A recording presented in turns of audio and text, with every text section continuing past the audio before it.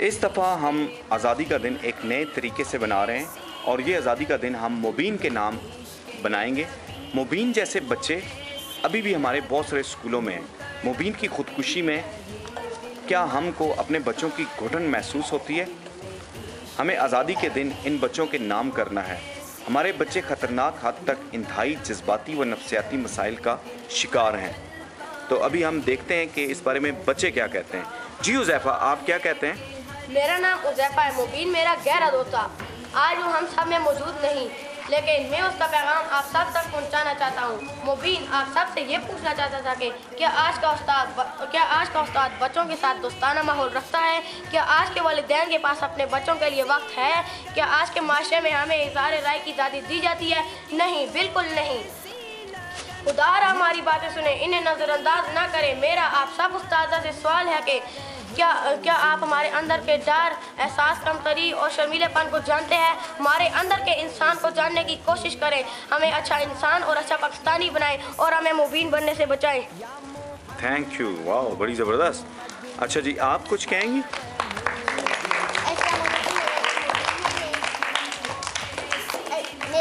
मेरा नाम मुबीन है, मैं 3 स्टार स्कूल में पढ़ती हूँ। पाकिस्तान क्या है? पाकिस्तान एक मुल्क नहीं बल्कि अल्लाह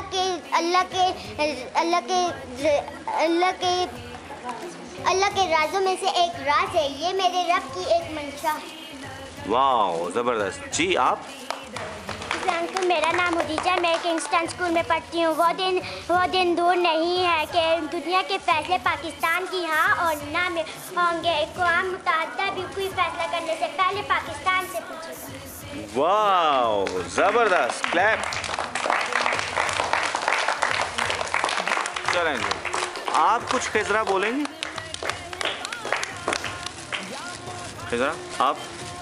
मैं बस ये कहना चाहती हूँ कि हमारा ये आज़ाद मुल्क जो है इसका 14 अगस्त को हम मनाते हैं, तो मेरा पैगाम ये है कि इसे बहुत धूमधाम से मनाया जाए। जिस तरह ये कराची, ये पेशावर, इस तरह इन्हें सजाया जाता है, इस तरह एबटाबाद को भी सजाया जाए। माशाल्लाह, बहुत प्यारी बात की है। आप क्या कहते हैं? पाकिस्तान जिंदाबाद। चलें जी, पाकिस्तान का एक नारा लगा दें। पाकिस्तान